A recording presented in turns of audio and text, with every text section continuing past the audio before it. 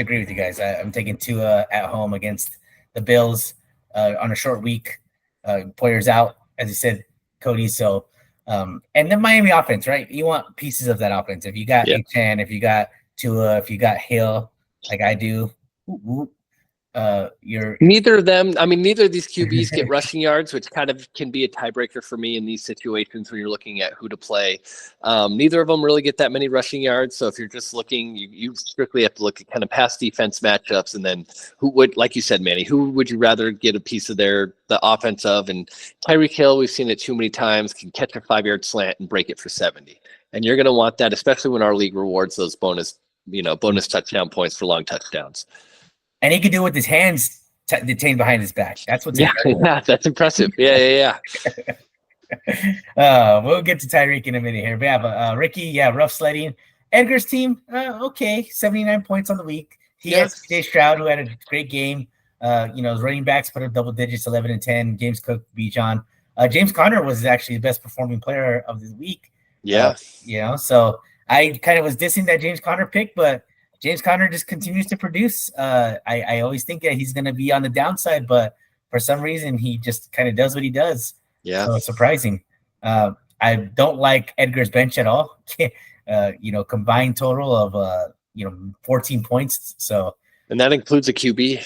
Yeah. So, yeah. I don't like his bench. I don't like his whole receiving core, really. I mean, Zay Flowers in a run first offense, when the Ravens want to run the ball, he'll have some maybe volatile weeks, but overall, I don't think he's going to be a receiver one that you're going to want in fantasy. And then Deontay Johnson on the Panthers, sure, he's going to be in negative game scripts. They're going to be throwing the ball, even against the Saints when they were down big. He only got 1 point total. That might be the worst team overall in the NFL this year. I don't know if you really want that. I'm not feeling great about his receiving core. And you could tell because he went running back, that he was trying to make it up at the receiving room. And it doesn't seem early on, at least, like he quite did. Yeah, especially Deontay Johnson. It's hard to find any silver lining with the Panthers offense at the moment. So, I mean, the Saints their defense is not terrible, and they're tough to play in New Orleans usually. But you would hope to, if you're a Panthers fan, you'd hope to see some sign of improvement, and that was not it. So it's not much. It's not looking great. I mean, he's got Stroud and Bijan Robinson. Got a Bijan Robinson type game. So I'm sure he'll be fine, but. Yeah, the rest of it's, iffy. A lot of crap. I mean, Stroud, as great as a real life NFL QB as he is, from a fantasy perspective, he doesn't put up those spike week games. I mean, he could consistently get you 16 to 18, 16 to 19 points, but he's not going to single-handedly win you weeks like Josh Allen, like Jalen Hurts, like some of those other guys. Even a Jaden Daniels, who got Manny, I think, 28 points on his bench. I mean, it's not necessarily – he's not going to put up, totals like that, unfortunately, from a fantasy perspective. Jaden Daniels did not throw one passing touchdown on the weekend and put up 23 points. There you go. So that's very, very encouraging. So finally, to wrap up for you, but Edgar's team not so encouraging. Not so encouraging. Yeah, I mean, I like CJ Stroud. Is going to give him consistency. He's going to average 200 to 250 with a couple TDs or 2 to 3 TDs every week, right? So I mean, he's going to get very static production. It'll be a high floor. High floor, but he's not going to get those pop games. That's right. No. So. We'll see how his team plays out. But, wide receiving room, Deontay Johnson. I've never understood the hype around Bryce Young. I think he's not good at all. He doesn't look good as a quarterback, hasn't looked good now in 18 games in the NFL. It's just I don't see it. So we'll see what happens there. Yeah. But Zay Flowers, again, you're right. Run first offense. I mean, he does get a lot of targets, which is good, but he's going to be the one being targeted on a defense now, right? Defense is going to say, if we shut this guy down, force Lamar to go other places, it's going to be, they're going to take their chances in that, right? Because I don't see another, Bateman's okay, but I just don't see them being a pass offense. There was a lot of balls that Lamar threw that what he threw 6 deep balls, 5 were overthrown. I mean, that was rough to watch. So Lamar looked a little bit more like old school Lamar compared to last year with the way he was running. He did look good running the ball. We'll see if it continues on into the year. I'm a big Bateman guy. I like Bateman. He's just always hurt, which is the frustrating thing. I think if Bateman's on the field and healthy, he's going to pull targets away from Flowers. It's possible, but Flowers looked like the best receiver on the field for them. Maybe Isaiah Likely did. Yeah. Yeah. Likely's TD though was a broken play TD that he came down also with. The one he missed by like this much, by that much. The one he was just out on. Yeah. Mark Andrews would have been in, but yeah, that size 13 didn't do many favors. No, not at all. But actually, Mark Andrews looked like he was kind of open in the front part of the end zone. But Likely was the hot hand in that game. He's the only one he had eyes on. So, yeah. Well, Mark Andrews was getting double teamed throughout by that Chiefs defense. They clearly had the plan to take him out. Yeah. We talked about the bracketing. I think Andrews is going to be just fine. I wouldn't. Yeah. We're going to have a overreaction section later. Don't overreact on Mark Andrews. It's going to be fun. I would take my chances and roll my dice, at least for a few more weeks with him until I move off. I think if anything, Likely is more likely to take away targets from the receivers. What a pun! I mean, like they got to do more 2 tight end sets now. After that, like after what they just saw from Likely, so I just hope it doesn't eat into Mark Andrews. I hope it takes away from the receivers more than anything. But no, they could be a more modern day version of Gronk and Aaron Hernandez. When the Patriots were running 2 tight end, they were outstanding. So yeah. Final last game of the week, my matchup with Romo. Actually, this was the closest matchup heading into tonight. The game was actually tied 88-88 going into tonight. I had Deebo Samuel left. Deebo things. Tim talked about it earlier. I posed the question on the chat. I'm in a conundrum. Do I sit Deebo and take the tie win and win with the bench points, or do I start the player? And this was going back to last season. I feel like even asking is kind of bad karma. Well, it was in tongue in cheek. I get tongue in cheek to talk about how Angel presented this with this exact dilemma last season, and we said, don't do it. Play your guy. Like, you play to win. Don't play that cheap way. Play the start person in that roster spot and take your chances. And of course I was never going to take Deebo. I wanted to see him because I wanted to see him perform, and he looked great tonight. With McCaffrey being out, he got a lot of 8 rushing attempts. He got a lot of balls thrown to him, a couple short ones, but he looked good. You also played him because you wanted to see Angel's reaction to it, and Angel said he would do it again. He would do it again. Tim, what would you have done if you were in that spot? You play Deebo, or you take the bench points win? Absolutely. Play Deebo. Absolutely, I play Deebo. Absolutely. I would not.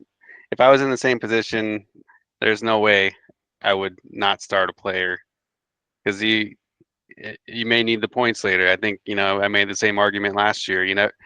Points can be a tiebreaker. So they sure can. You got, what'd you get from Deebo? 13 or so, or I forget. 13 points. Yep, 13 points. So if you make a playoff spot by 3 points or so, who knows? You just never know. So yeah. So, the unfortunate side, I'm happy with the victory. Romo put up a good game as well. I thought Kyler more. I got scared after that Rams game when Cooper Kupp put up the 21. I was watching Cooper just get every ball after ball after ball. I'm like, this guy is making this game too close. But on the other side, Amon-Ra didn't do anything, so it was a little teeter back and forth. Yeah. And as I kept scrolling down on my app, and I see my bench have 77 points, so I was like, eating at me. I was like, oh my goodness. I had the dilemma this week, and I talked about it with you guys, was starting Jared Goff or Jaden Daniels, right? I said, I got to start Goff because he's indoors. He's at home against his former team. And it's not that he played bad, but the Rams definitely had an answer for him, right? They sacked him a few times. They took away a couple points. They didn't let him throw the deep ball. Like, J-Mo got open on that one play, but they pretty much held Laporta in check. They held Amon-Ra in check. So they really did a good job of shutting down the big-time plays for the Lions. So that kind of hurt production there. But Goff outplayed Murray, so I won there in that matchup. Jacobs, going against ETN, I won that matchup as well. Brian Robinson Jr. and Rashad White. Brian Robinson Jr. played a great game outside of Washington. Washington's defense we talked about it, Tim, is just awful, awful, awful. So they're always going to play in games where they come from behind. And what it was encouraging for me to see Brian Robinson Jr. catch as many balls as he did. Austin Eckler caught some, but Brian Robinson Jr.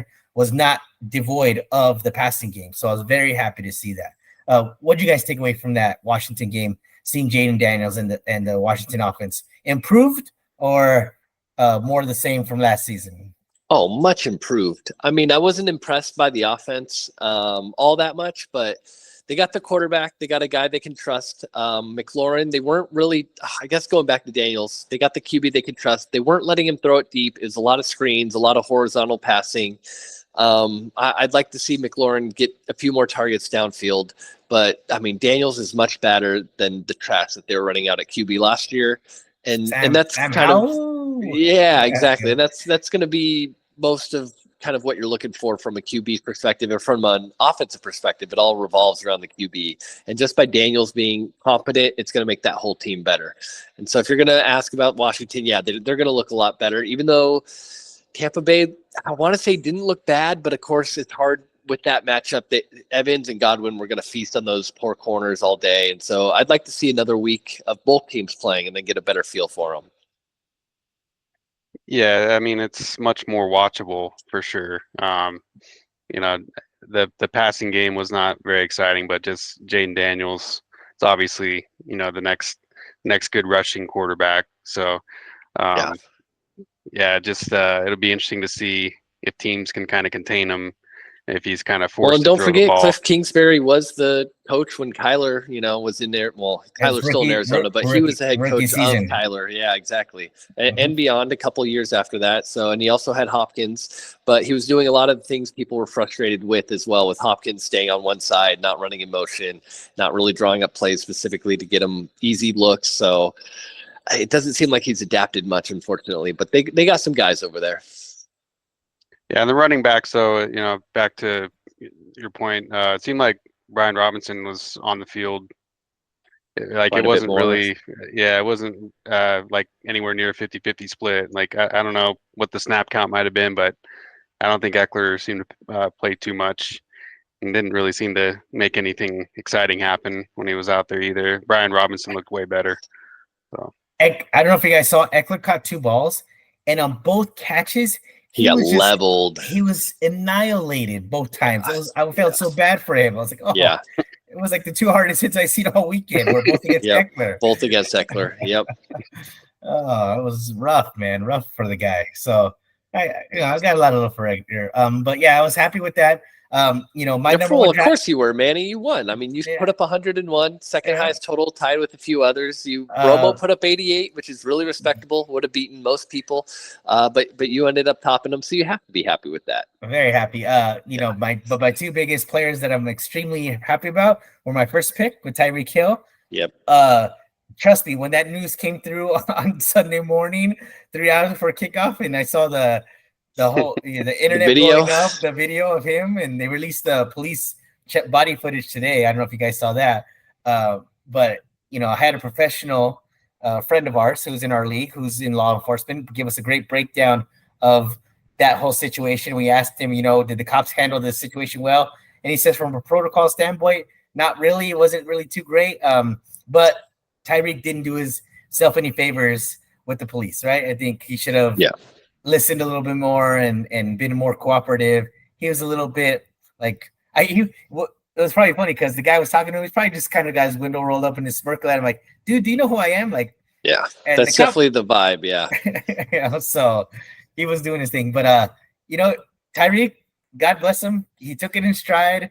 He's yelling out, call Drew, his agent, Drew Rosenhaus. And he showed up to the game, and Tyreek did what Tyreek does, and couldn't be happier.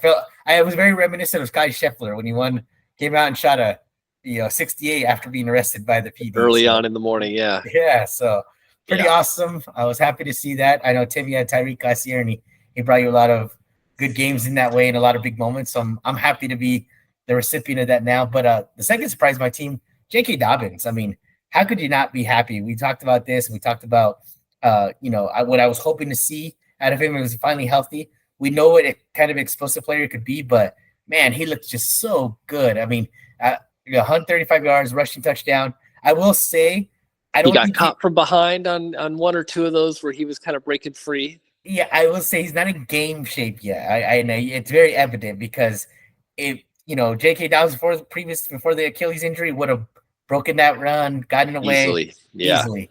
So he doesn't have that in the bag yet, but he has that quick 20-yard burst to get through the line right now. And he looked good. So because the Raiders' defensive line is pretty good. Their DBs not so much, but the defensive line is pretty good. Yeah, and I was really happy about seeing that and happy for him. And he might be, I'm hoping that he's comeback player of the year this year. I know, Tim, you have a lot of love for JK. So what do you think of his performance of being a Charger fan and watching him do what he did? Yeah, I mean, I guess to answer your question, how could you not be happy for him? Is if you drafted him last year in the 3rd round. That's how you could maybe not be so happy to see him do that this year. But nah, that was it was just awesome to see. I mean, the Chargers running game the last 2 years has really not been great. So to have him average 13 yards a carry or whatever it was pretty awesome. I was a little surprised he got caught from behind on those, but at the same time, just happy to see someone break off 40+ yard runs. Yeah, he did it twice. I think he had one that was like 45 and another that was over 50. So I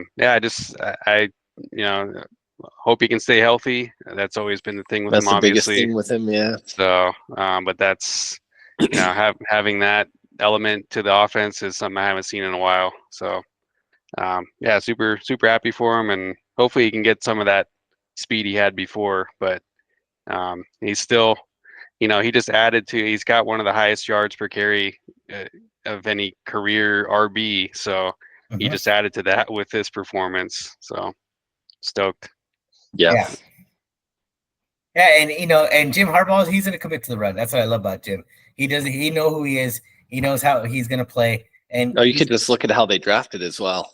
Yeah. He they both beefed up the offensive line a little bit. So, and I mean, Cody mentioned it too with Jordan Mason, the 49ers offensive line. Same with the Chargers. You got to give them some credit. They look like they're going to be really good run blocking, so that definitely makes it easier, especially if you got a guy like Dobbins who definitely has the vision and can make those cuts, and hopefully can get the top end speed back eventually. But yeah, I just want him to get that ball in like the 30 or the 40, so he's just taking it to the house instead of getting in his own 30 or 20 and then having to get caught 3/4 within the red zone on the other side. So hopefully that'll be the case. Not a lot of running backs who can, a lot of times when they do get into open field like that, regardless of who they are, most are going to get caught by some of the, corners out there corners are generally pretty fast. But there's not a lot that can just house them. I think the only guy with crazy break rate speed right now is maybe Kenneth Walker. Achane, obviously. Achane too, yeah. But Kenneth Walker too.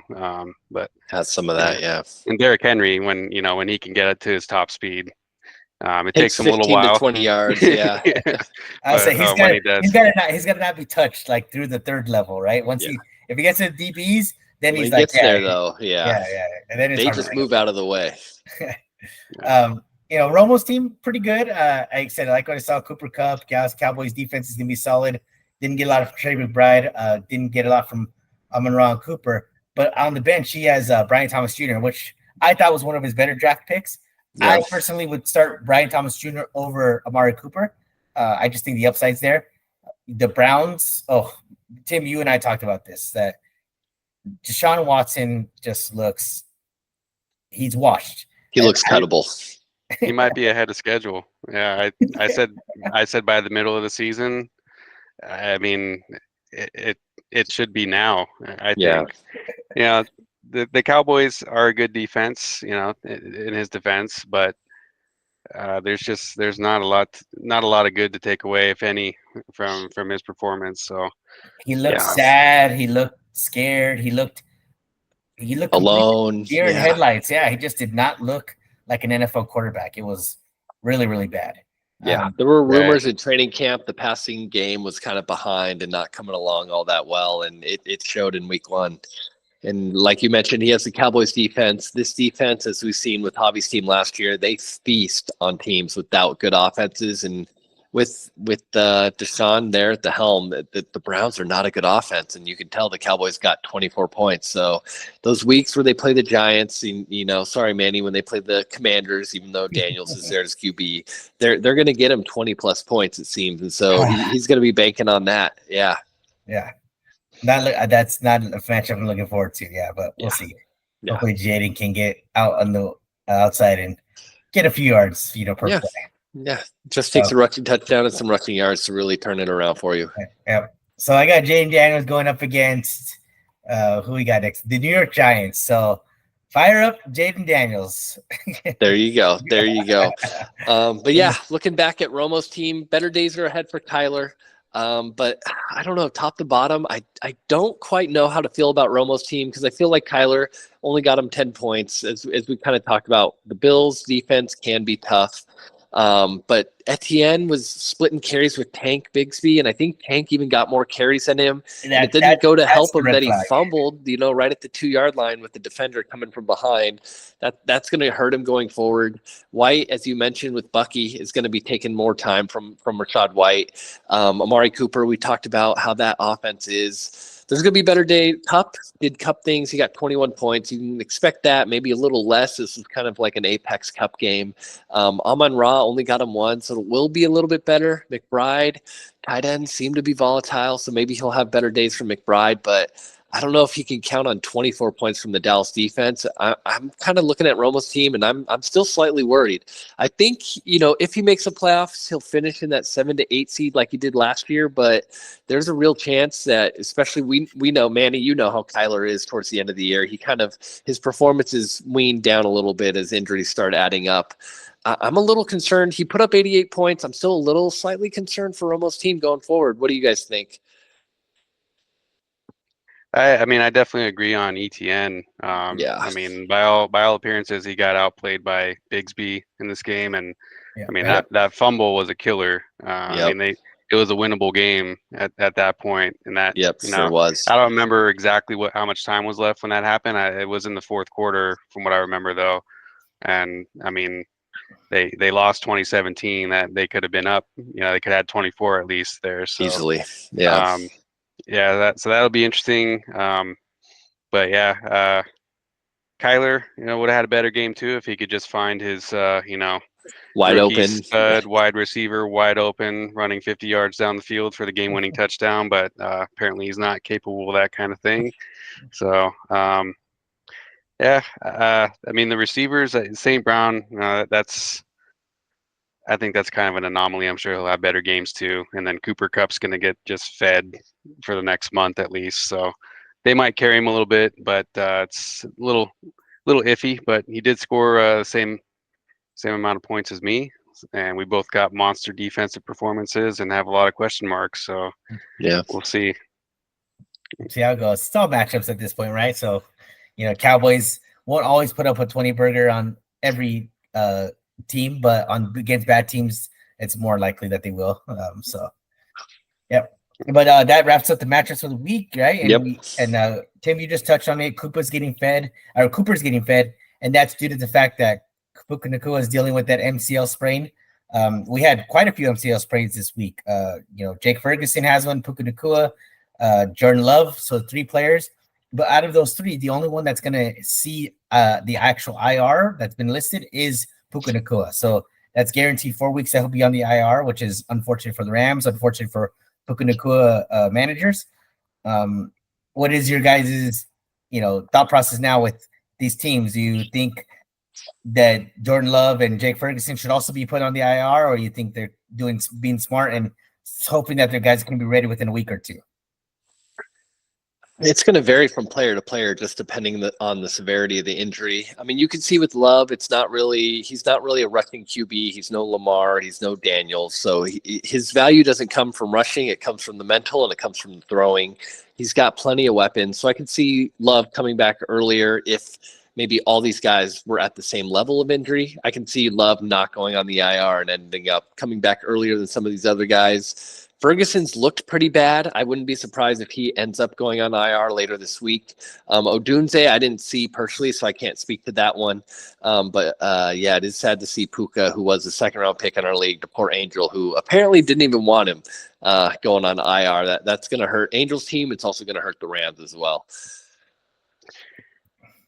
Yeah, and I think Puka, was it confirmed a sprained MCL? I thought it was a lot more vague still. Like, it was vague in training camp, and it seems like it's still vague. Like, McVay said it was a bursa thing, like, and then suddenly he was fine, and then he aggravates it in game 1. So, I don't know if I don't remember seeing that it was a sprained MCL, but his just seems a little bit more up in the air to me.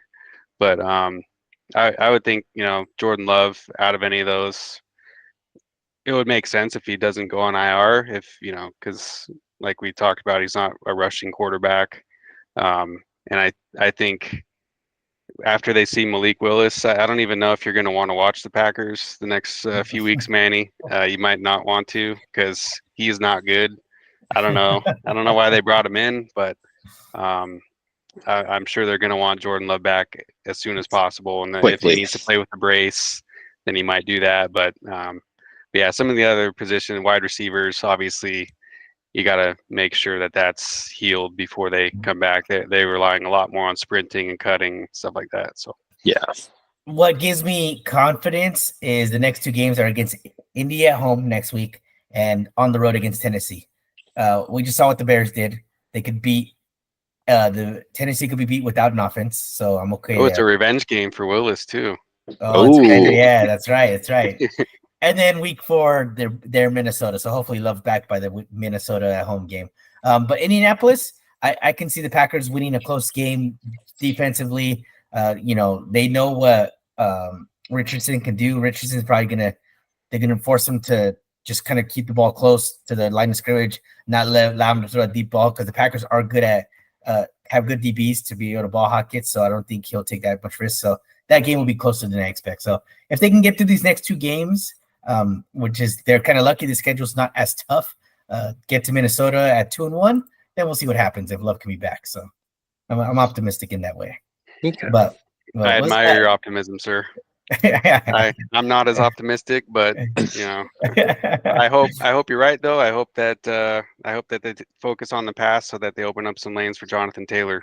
So I'd like to see a better game from Jonathan Taylor next week, hopefully. So yeah. I know he just saw what Saquon did. Jonathan Taylor is gonna put up 90 and a touchdown. So that's almost guaranteed. All right, but yeah, the injuries are going to play a big factor in the coming weeks. Again, Puka being the only one actually on IR. So Kenneth Walker popped up on the injury report too, as did Achan. Achan didn't Devon Achan didn't practice today. Mostert as well. They both didn't practice, which I didn't even know. I guess Achan's got an ankle thing, and then Mostert's chest injury or something, right? Something like that, yeah. I'm not sure on Mostert, but yeah, Chauncey the ankle.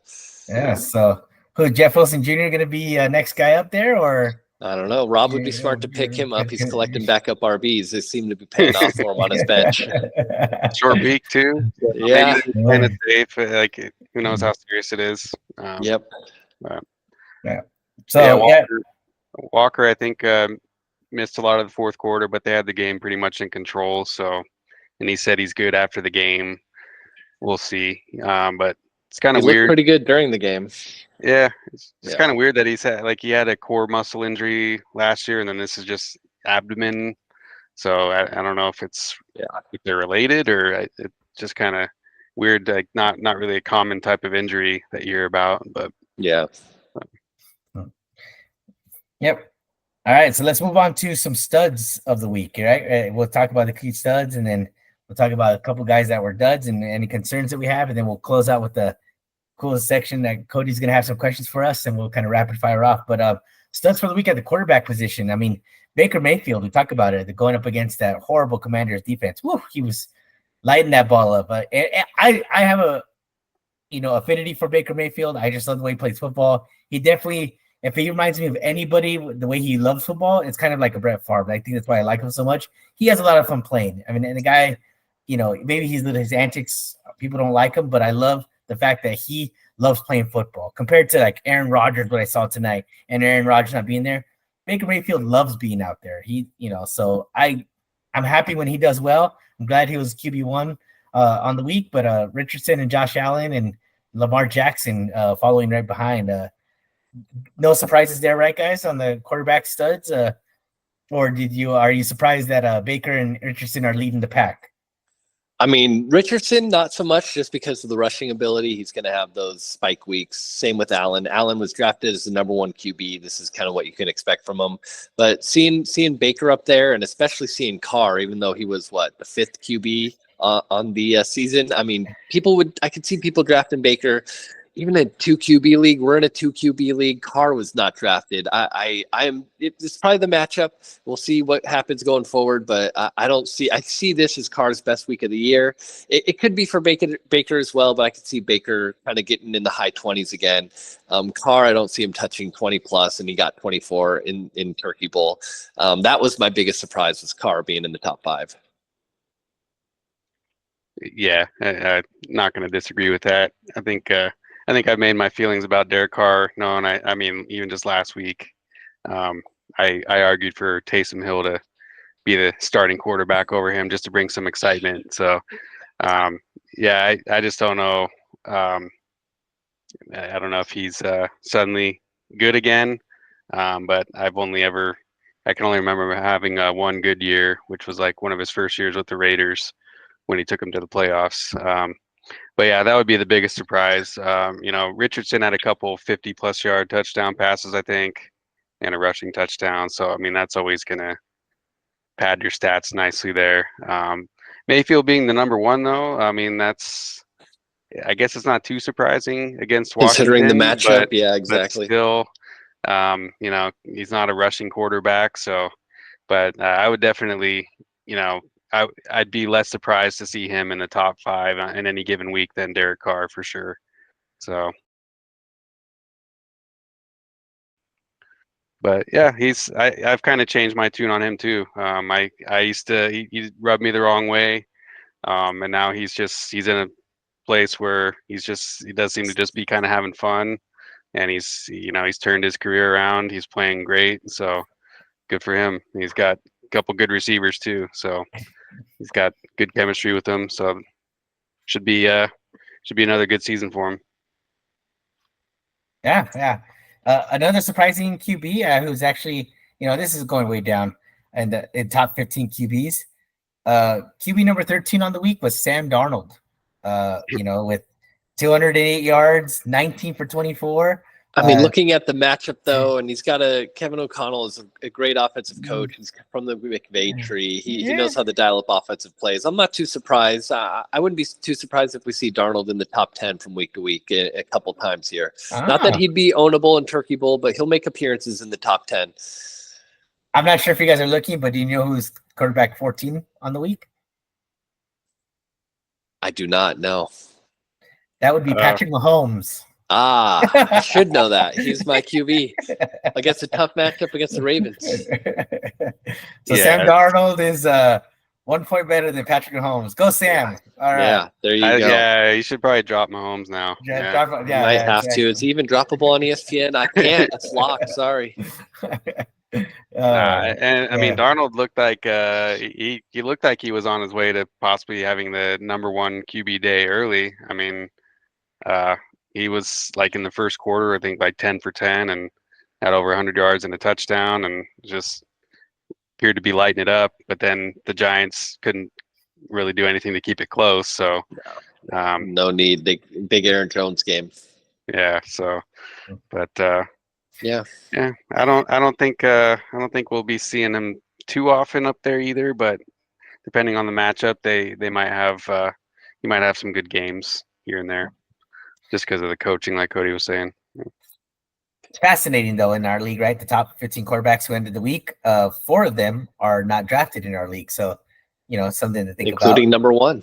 Including number 1. and number 5. So, well, yeah, yeah. But Derek Carr, same thing. I wouldn't trust him on a week-to-week basis. I mean, but if you had the guts to start him in this week, good for you. When it comes to running backs, though, top 20 running backs, 100% were rostered across the board in our league. So there was no makes sense question about that. I think even Jordan Mason was drafted. It wasn't like he was a late pickup. He was drafted. The only top 25 quarterback that was not drafted in our league, Tim, I know you can guess this. You say quarterback? No, running back. There was only one top 25 running back on the week who was not drafted in our league. Got to be Madison, right?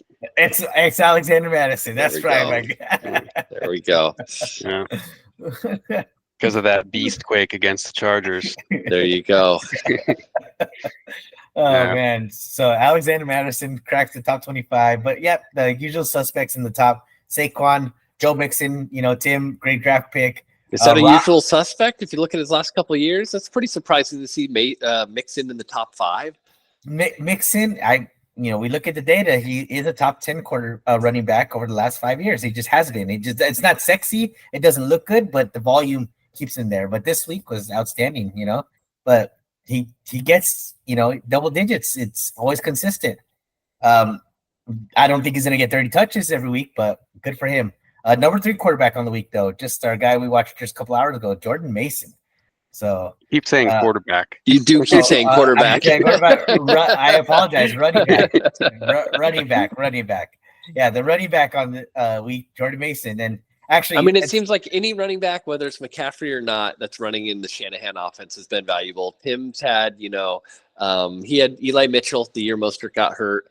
Even going back to that, he even had Carlos Hyde for a season under Shanahan, and he still was crushing it as well. So any running back under Shanahan is going to be valuable, as we can even see with Jordan Mason here, who I believe was undrafted in the NFL. So he's another guy who, undrafted in Shanahan's offense, really, really going to town and scoring.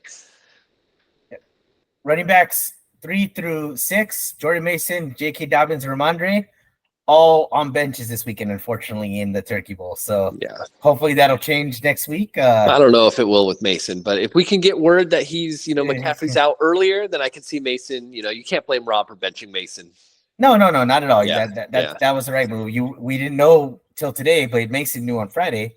But allegedly. Yeah, that's what makes Monday night games so tough. If you have you got whether you have early. Whether you have a guy who's a backup or a guy who's a starter who's questionable going in, it's always tricky unless you handcuff him, which could have, someone probably had the chance to do that but didn't. So yeah, possibly they were a little drunk on their birthday and decided to autograph the past couple rounds. Decided not to toast to the draft. That's the kind of stuff that happens. Yep. Yeah, would help. But overall, running backs, pretty good production on the week as far as the top 10 goes. Kenneth Walker, a lot of the top picks for each team ended up in the top 10. So nice to see James Conner, Aaron Jones, Achan, Walker. Yeah, some really good stuff there. Brian Robinson Jr. just outside top 10. Pacheco actually outside top 10. So, but Pacheco is going to get inside the top 10 normally because the Chiefs will be playing usually in positive game scripts. So, especially against the Bengals this week, they're probably going to be doing their thing. At the wide receiver position, number 1 wide receiver of the week. Do you guys know who that is? I do, only because I'm looking at it. Only because you're looking at it. Now, not yardage-wise, points-wise. Yes. But yes. Tim, do you know? I mean, Manny's bringing it up for a reason. I mean, it's a trick question, right? It's obviously Tyreek Hill with his 130 yards and a touchdown. It is not. No, it is not. He's number 2. Who am I missing? Packer. Oh, Jaden Reed. Okay. Yeah. Jaden Reed. 4 receptions, 138 yards, touchdown, and a rushing TD for 33 yards. So there you go. Yeah, big game from Jaden Reed. That's why. What do you have? 32 points or 32 points? 30? Yep. Yeah. I mean, Manny, you brought it up here with the running backs. From my count here, 1, 2, 3, and 4. It looks like 4 of the top 8 receivers were actually on benches. One of them actually, 3 of those were on benches. One's not even owned. That's right. That's right. Yeah. But comparative to running backs, we got the 3 of the top 8 receivers over there on benches, unfortunately. Yeah. Wide receivers. Jaden Reed, Jamison Williams, Rashid Shaheed. All on benches. It's unfortunate. And now it's feared. Yeah. Very, but you see that a lot, the volatility with the wide receiver position. Some of these guys have pop weeks like this, and consistency. That's why CD and Tyreek and players like Cooper Kupp are so vital to have, because they don't provide that volatility. You're going to get great production most weeks in and out. They have a great floor and a high ceiling. Yeah, of course. So why didn't we see Alec Pierce and Alan Lazard coming? I mean, that's a great question. Now, Lazard's been with Rodgers for almost his whole career. We're slacking. Known. Yeah. Who knows? I mean, even Kevontae Turpin cracked the top 15 wide receivers on the week. I mean, he had a return touchdown. I think that's where he got. I think it was a punt return. Punt return. So, I mean, that right there was probably most, if not all of his points. So. I mean, in our league it was 6 points plus 9 for the return yards. So there it is. Yeah. And Justin Jefferson and Rashid Rice outside the top 15, but you won't see that typically. I think Rashid Rice, the volume's there. Oh yeah, the volume's there. Really high upside. Even Justin Jefferson, as long as Sam Darnold plays well, I think Ricky's gonna be very happy with that pick. Actually, Ricky's wide receivers stacked on top of each other. Justin Jefferson and Ladd McConkey for the week. So, pretty good for him there. Again, Brian Thomas being in that top 20. I would, if I'm Romo, I'm starting Brian Thomas Jr. I like over what Cooper. I saw. Oh, over 100% over Cooper. 100%. Yeah. Unless the Browns make the quarterback change, then I'm starting Cooper. Oh, if they bring Flacco back. Yeah, they got Jameis. They got Jameis as their backup now. They got Jameis and DTR. I mean, honestly, anyone, just about anyone would be better. Zach Wilson Flacco might even be better. We saw him off the couch. Yeah, exactly.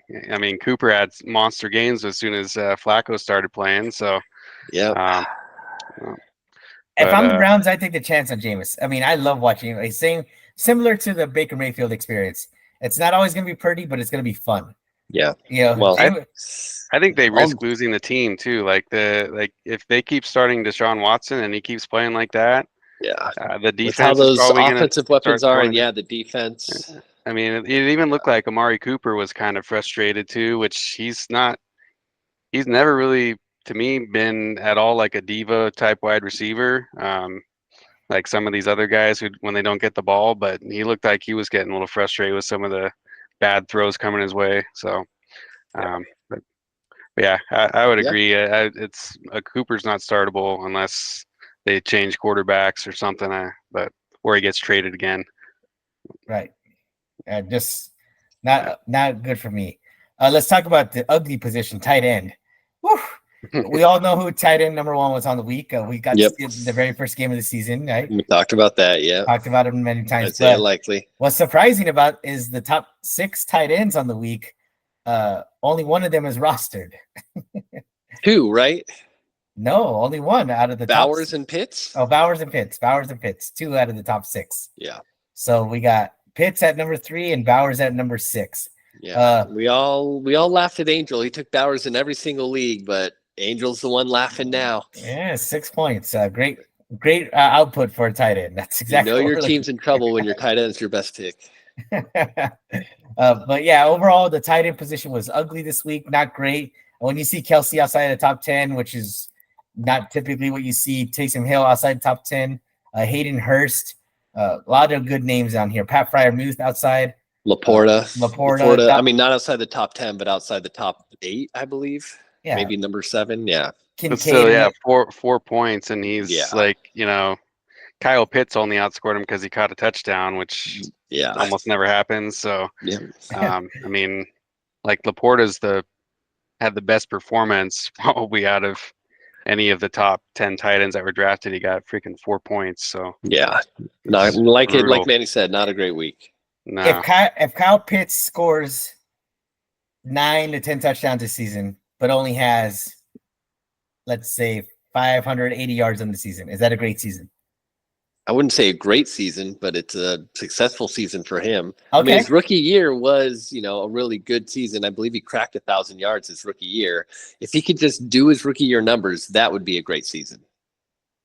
Well, I think the numbers you just threw out are not far off from Sam Laporta last year. He might have had a little bit more yards, but he had 10 touchdowns. Yeah, right. And did he only have 500 receiving yards? He was close to like the 700. It was like 650-ish, I think. I want to say something. Okay. So I mean, good, but not. But he got a lot of his value from the touchdowns. So I mean, but that's really all you can hope for from tight ends is that they catch touchdowns, because there's not a lot of guys that have a ton of yards like Travis Kelce typically does. So used to have. Yeah, I will see. Yeah. I foresee a very big fab acquisition this week for Isaiah Likely. Who's going to drop? I don't know. He's still the tight end 2 on his team. I mean, we talked about Mark Andrews being double covered for most of that. I think whoever ends up with him could end up being disappointed. But the problem is people are going to overreact this week, regardless. No, that's true. That's true. And so, based off of the tight end production, and you've seen it constantly over the years, they're not going to stick with their guy.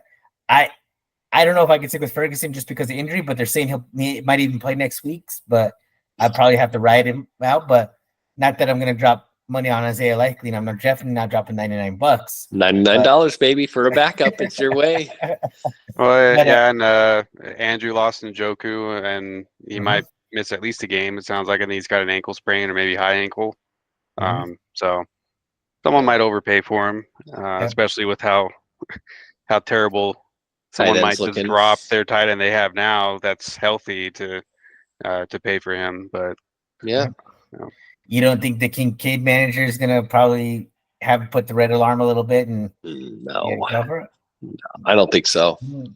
I mean, people can overreact. I mean, you never know, I guess, but we'll find out in the next segment.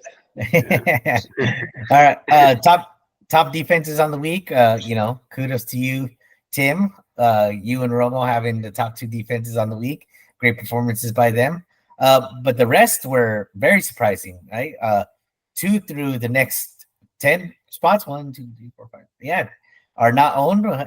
I have just inside the top 10 with the Steelers defense, but Vikings, Saints, Chargers, Seahawks, Patriots, and Titans all cracking the top 10.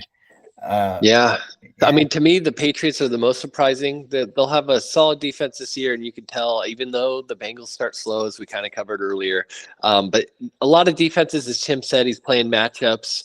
Bears getting the Titans, and Levis kind of doing weird Levis things. You could see the Saints would be up there because of their matchup against, the Panthers. We see the Vikings up there, top 3, because of their matchup against the Giants. A lot of it's matchup based. Seahawks in there because they got Bo Nix. Chargers in there. No offense, Tim, because they got the matchup against the Raiders. But the Patriots are the most surprising one to me to see in this grouping here, just because they had to play the Bengals and everyone was expecting the Bengals to win by 20 plus, I think. A lot of survivor pools got destroyed. Oh yeah. I mean, I'm sure some people who were paying attention probably changed their picks off the Bengals who were playing Survivor, especially with T. Higgins going out with the Jamar Chase situation all off season. Burrow had wrist surgery last year, so there were a lot of things that they were kind of red flags, and like I talked about, there's week 1 record in the last 5 years now. It's not great, but still surprising. I think the Patriots traded Matthew Judon, definitely one of their top players, if not their best player on defense last year. So I think a lot of people expected them to not be good, and maybe they're not. Maybe they just ran into the terrible early season Bengals. But I mean, a lot of these teams were at home against bad offenses, and that's usually a good recipe. Not always, but the Steelers were the only team, other than the Vikings, and where the teams were on the road. Cowboys on the road, and Bears were at home. Yeah, so only out of those top 10, only 3 were on the road. Patriots as well. No, Patriots were in Cincinnati. Oh yeah, they were on the road. You're right. They don't play there. Yes. So very, very interesting. I got Steelers going up against Denver next week. So I'm firing up that defense. I'm very excited for that matchup. Going against Bo Nix. So targeting defenses that targeted against rookie quarterbacks is always a good recipe as well. So we'll see how that plays out. I think someone's gonna definitely take a chance on the Saints defense because I think out of all the defense, they looked, even though they're long in the tooth and they got some guys who are old, they've always been known to have a pretty stout defense, and it was surprising they were drafted. And even the Seahawks too. I see people making a claim on them. Who the Seahawks got next up? Oh, New England. Oh, so there you go. Two of the not top, a bad matchup. Yeah. Do you know who's playing Carolina next week? Because that should be the play right there. That should be. Well, what about the Commanders? The Command. Well, I was Tim's because the Tim's asking for a reason. Yeah, Chargers top 5 defense this week at the Panthers next week. So, Ooh, all right, there we go. That's someone's gonna drop guys ahead for the Chargers. Yeah, I hope so. If they can't Yeah. get it done against the Panthers, then we got problems. We got problems. I'm definitely firing up J.K. Dobbins in that matchup. And oh yeah, so not that bad. Yeah, I'm happy with what we're gonna see. Stack them with the defense. That's right. Although you got the Steelers, you just said so. Got the Steelers. Yeah. I got the Steelers. both good options. Yeah, I'm gonna stick with the Steelers for next couple weeks here. But yeah, not bad. And then kickers, of course. Let's close this out. Jake Moody. Don't forget about the kickers, Jake Moody, baby. And Chris Boswell, both putting up 20 spots, big numbers for the week. Both kicking 6 field goals. That's 6 for 6. Yeah.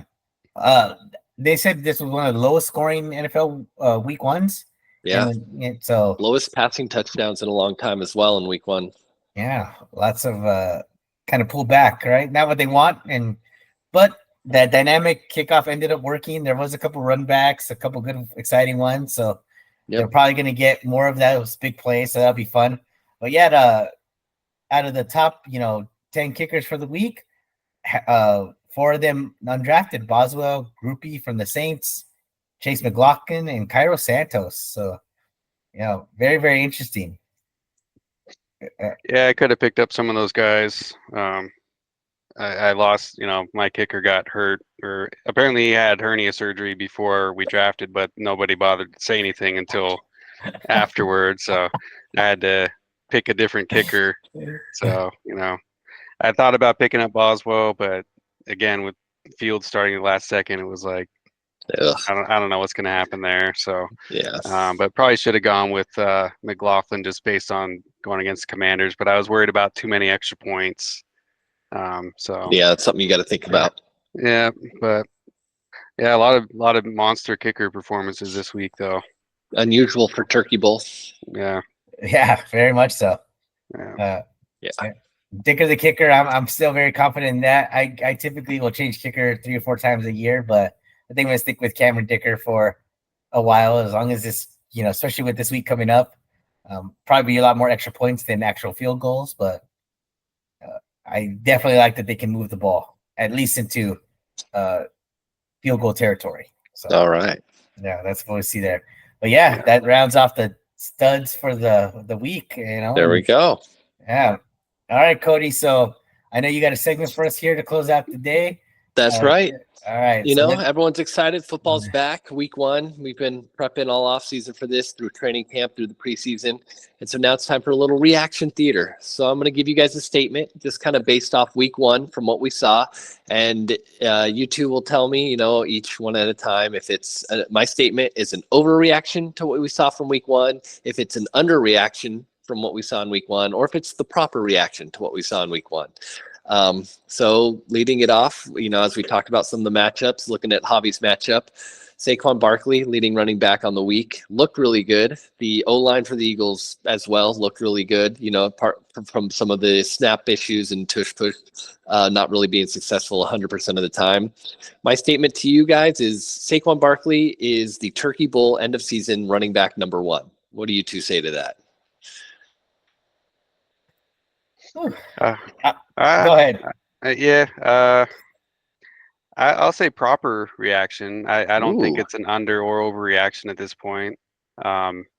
He's had some injuries, but I've never really questioned his talent. So I talked about it last week. This is the best offense he's been in by far. If he doesn't get if he gets goal line carries, if he doesn't get vultured by Jalen Hurts left and right, then I could definitely see that happening. I considered taking him with my first pick, but maybe I should have, but just with his injury history, felt a little bit better with Jonathan Taylor, even though he's had some injuries too, but he's younger. So, but yeah, proper reaction for me. Manny? I'm gonna go slightly overreaction, and it's slightly overreaction because exactly what you talked about, Tim. The Still injuries, don't believe. No, the injury history is there, and the NFL season, it's brutal. We know this; it's super brutal, right? McCaffrey has been the consistent number one running back for 3 years in a row, but he's had to deal with injuries. Things happen all the time. He already missed the first game this week, right? We went back a week ago. McCaffrey was number one across the board. You go a week later, Saquon's number one across the board now, right? That's how quickly it can change because of the volatility at the running back position.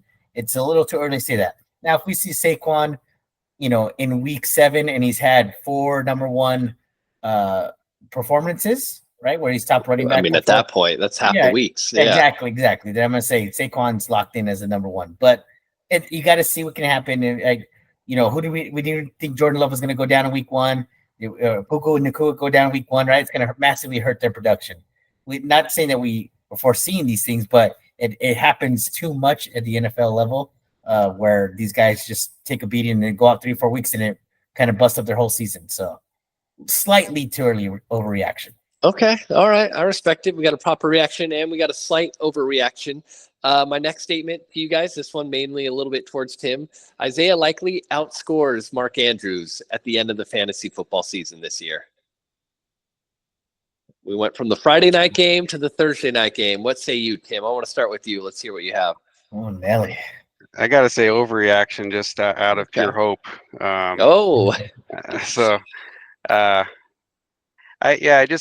think, Mark Andrews was hurt last year.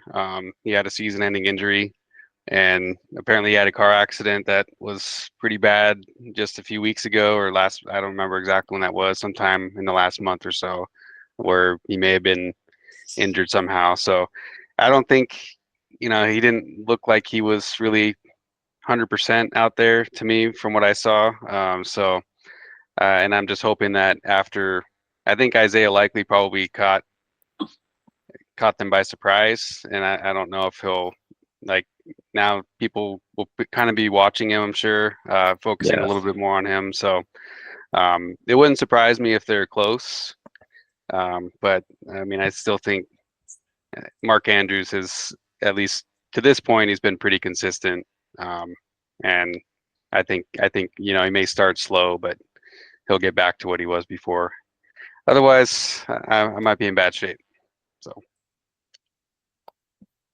So Tim's answer was the underreaction or overreaction? Okay, massive overreaction. Ooh, massive overreaction here. Tight end position, it's so volatile. It lives. I mean, look at guys that are drafted in the top 10 probably had the worst performances across the board in our league. 6 out of the top 6 guys, 5 not drafted in our league. That's how it goes. It's going to be up and down all year long with tight ends. Isaiah likely was the benefactor of the fact that Andrews had bracketed triple coverage on him, and he had one-on-one coverage, and the touchdown he scored on was a broken play that had 0.03% chance of scoring on it. So he got he had a great move to get into the end zone, but there was a lot of things that had to go really bad to go really right for him to get in that, which caused that massive touchdown. So is he going to get 12 targets and 9 receptions every game? No, most certainly not. That team's going to go all over the place. On a run-heavy team, likely is going to come down to earth very quickly. And Mark Andrews will be able to shine. Now other teams realize they can't bracket Andrews because likely has that ability to do what he does now. So there's got to be a little bit more balance in their approach. Okay. All right. I respect it. So we got a little bit of a shared opinion there, one out of hope, but one out of analytics. I respect it. I like it. This is a Turkey Bowl statement here. The new IR slot rule that we have. So for those who don't know, if you want a player in your IR slot, it'll cost you $5 every week that you use it. This is going to add an extra $150 to the overall pot. Manny, you're the commish. Let's hear it from you first. So far, we know it's added at least 10 from myself and Rob. We went over four injuries, I believe. Even if players aren't on IR, if they're marked out, you can slide them into the IR slot and pick someone else up. Do you think this will end up adding $150 to the pot at the end of the year? So it'll be overreaction, proper reaction, underreaction. What do you say, Manny? Underreaction. Oh, under. We're gonna have $200 in this IR spot. Wow. Because people are not gonna. They've always been faced with the fact in this league that you're forced to drop the guy just because he's hurt, and it crushes you to do so. Now people say, if I can live for 2-3 weeks out that player and pay $15 to do it, 100% it's gonna happen. Yeah. So on average, each person's gonna pay 10 to $15 to do this on the season. There's 12 players, over $200. So underreaction. We're gonna see 200 plus. 200 plus in the IR pool. Okay, Tim, what do you think? There are some people who try not to, spend much in fab. Is this going to play into a factor for them as well? Don't forget. Yeah, I'm just trying to kind of do some math in my head. So I mean, like you, it'd be 30 IR spots over the year. Right, and then I mean, assuming that everyone just does it one week, that's $5 per team. But you and Rob have already utilized it, and I'm thinking you will for the whole 4 weeks each. Yep. So that right there is $40. We don't know. We don't know. Angel's about to drop $20 on it. He's about to do 4 weeks of Puka. Yeah, I don't envision him just dropping Puka. So there's probably 60 right there. So I think it's an underreaction. Because we know for a fact there's going to be more injuries. There's going to be guys who either go on IR for 4 weeks or maybe just miss a game or two. But we've all been there where we've had to drop someone that we didn't want to, and now we have the chance to keep them. I mean, I wouldn't hesitate to pay to keep one of my top picks rather than drop them for a replacement. So I think that's an underreaction. Ooh, okay. I like it. 200 reactions here. Let's see. I have another one for you guys. Since Cody and Ricky split and Ricky got his own team, he's 0-6 across 2 leagues against Cody. Oh, no, sorry. That's a fact. That's actually for another podcast I'm doing later on. Hold on. Let me cross that one out. What we have here. Angel, lowest score of the week, 55 points. It's going to miss the playoffs in the Turkey Bowl playoffs. He's going to miss the playoffs. So 12 teams in the league, top 8 make the playoffs, bottom 4 do not. Angel is going to miss the playoffs. What say you, Manny? So, underreaction. Ooh, okay. I like this. He's not only going to miss the playoffs, he's going to take last place. There it is. Manny called it from the draft. I called it from the draft. Last place, number 12. Ooh. Take that to the bank. See? Underreaction. Okay. Underreaction. Tim? Taking a look at his team, you saw it at the draft, but now you see it week 1. How do you feel? I like Angel. I'm just gonna be nice, and I'm gonna say proper reaction. I don't want to predict him in last place, but okay. it does not look good. There's not a whole lot of reason to be optimistic right now. So. Who knows? Maybe he can make a trade with Manny at some point. Although maybe Manny is not going to trade with Angel at all. He already tried. He tried. I know that might be his only trade offer to Angel, and he might just decide he's not going to trade with him just to try to ensure that he finishes last. Doesn't want to help him at all. But proper reaction for me. Ooh, proper. Okay. Sounds good. So then I got 2 more here for you two. Looking at a couple years past, we've had surprise QBs pop up. It's a 12-team league, so they become a QB1 when they finish in the top 12. We've had Goff in 2 years ago, Geno Smith as well 2 years ago, surprise QB. I have Baker Mayfield will end the season as a top 12 QB overall, so he'll be a QB1 in this league. What say you? Let's start with Tim on this one. Baker Mayfield, he's right now QB1 overall with 30 points, but he'll end the year as a top 12 QB. Trying to think. I mean, without looking at the schedule, I mean, they, in the NFC South, it doesn't seem like it's going to be too tough of a division. He's still got the same I know he's got a different offensive coordinator now, but same weapons around him pretty much. So uh, I'll say proper again because I mean I could see it. I could see it happening just because there's going to be some volatility with a lot of the other quarterbacks, and as you know, as long as Evans and Godwin stay healthy, that's a good trio right there. So I could see that happening.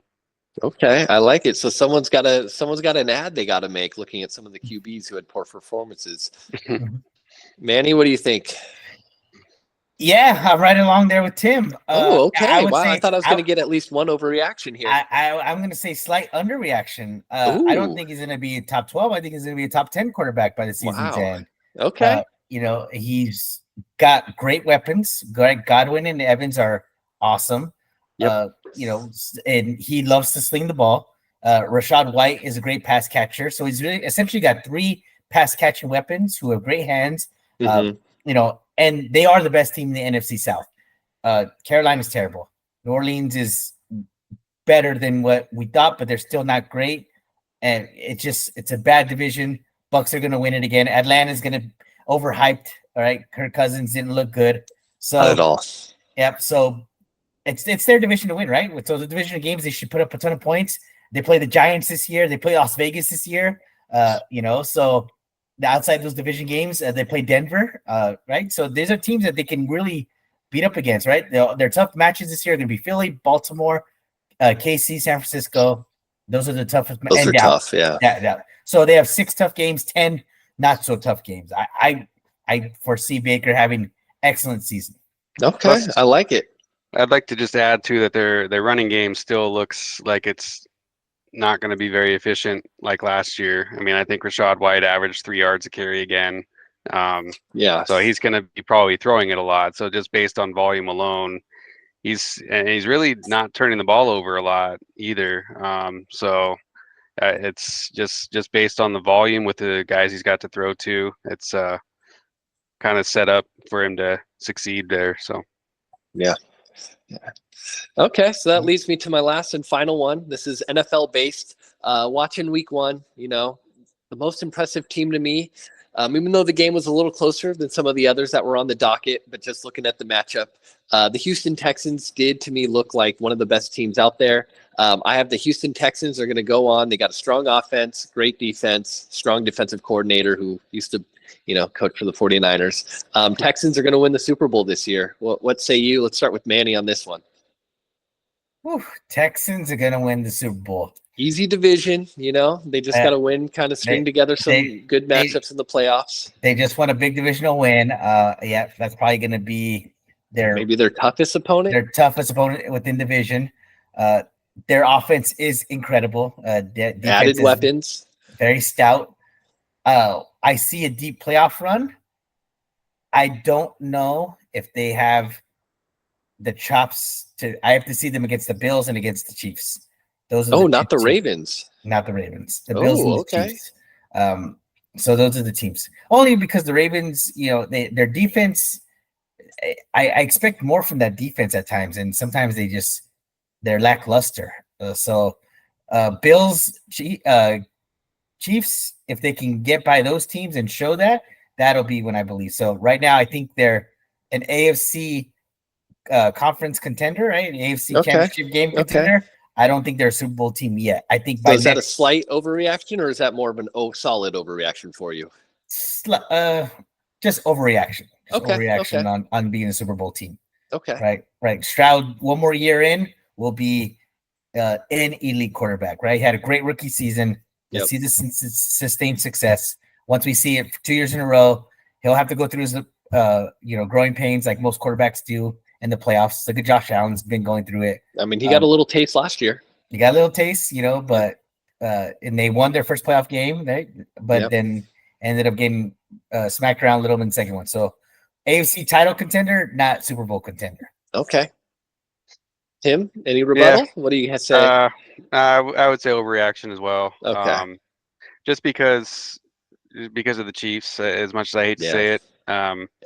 I just Chiefs and the refs, don't forget them. They're on their side too. Yeah. But I mean, I I see the Chiefs offense being more dangerous this year. Like they won the Super Bowl last year despite having, Rashee Rice and a bunch of nobodies playing wide receiver. And guys so that aren't rostered, yeah. Yeah, so I mean, like Kadarius Toney, I think is on the Browns practice squad now. Where's MBS? I'm not even sure. God, I know I heard his name. That's not a good sign. I heard his name on an incompletion. I don't remember. Of course. Yeah, he is on the Buffalo Bills. Oh, okay. Okay. Yeah. So one reception, 19 yards. So yeah, I mean the Texans are definitely set up to be in contention for a while, I think. But as long as not this year, as long as Patrick Mahomes is around, and the Chiefs, not to mention Chris Jones, who's just a total game wrecker. They're just they've had a lot of consistency there, coaching. And the coaching staff's been the same for a while. So yeah, it's wishful thinking the Chiefs wouldn't be there again from me, I guess. Yeah, and I mean, I don't know. Has any team ever three-peated? I think I don't believe so. I think they would be the first to do it, but I mean, I hope they don't. But I don't see any reason to think that they won't. Yeah. So yeah. I think it hasn't happened since the 40s, and I think that was the Packers. So there you go. So I mean, I definitely like the Texans. They're becoming a pretty complete team on both sides of the ball. So they've turned around quick, but they just they're in.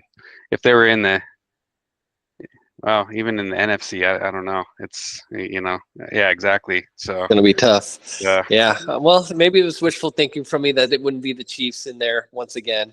The only other reaction theater comment I had, but I think it's a proper reaction, is Jake Moody finishing as #1 overall kicker.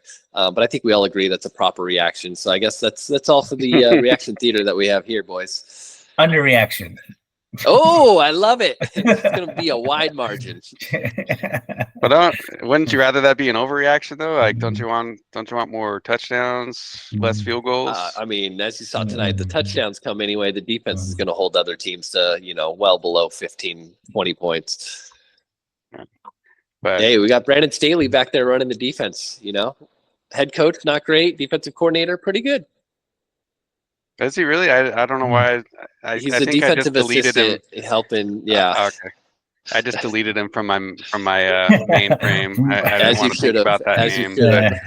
I mean that's why he got the job, because he was a great coordinator with the Rams. So All right, guys. Cody, great segment. Love it. Great discussion tonight. Great breakdowns of our games and how it went. Players to be targeting, players to watch injury reports for. Good luck. Thank you for everybody for listening. Great show tonight, guys. We will see you next week, and good luck set those lineups, and we'll talk about the waiver wires next week and see how it all shook out. Let's do it. Sounds good. Catch you next time. See ya. All right. Have a good one. All right. Later.